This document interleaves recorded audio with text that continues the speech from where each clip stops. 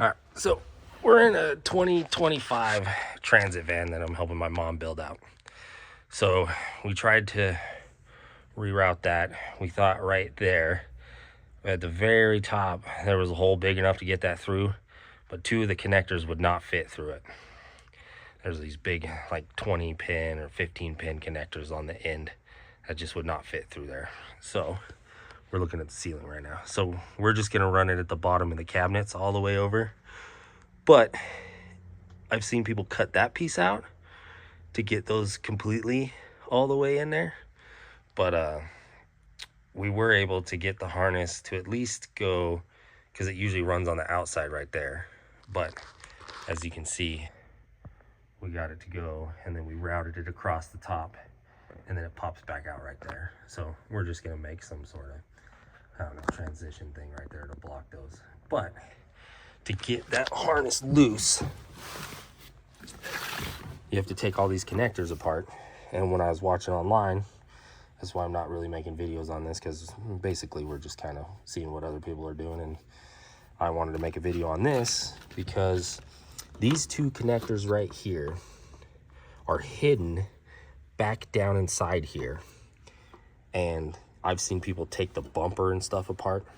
To get the connectors out of there, you don't actually have to take the bumpers off to get to the connectors. So on the connectors themselves, they have these little pins, and those pieces right there, and those ones. So you'll have those, which just clip into the body. You can actually unclip those from underneath. So actually, you'll see there's a little yellow one. There will be a black one here, here, here, and here. That's what actually holds those connectors in the spot right here. You just can't get to it without having to remove the bumper. But if you pitch those and push them in, you can pull the cables. And then this one has this right here. If you pull this out, you can kind of see inside there what it does. So it comes, oops. So here's the harness. So there's connectors right there, but the harness goes up in there, and then it comes through the wall right there, and then it goes that direction and loops around to some connectors, and then comes back and goes up in there. So if you just push those, you can see those four holes, the two ovals and the two rounds. If you push those all down, you can then actually pull that wire there, and those connectors will come out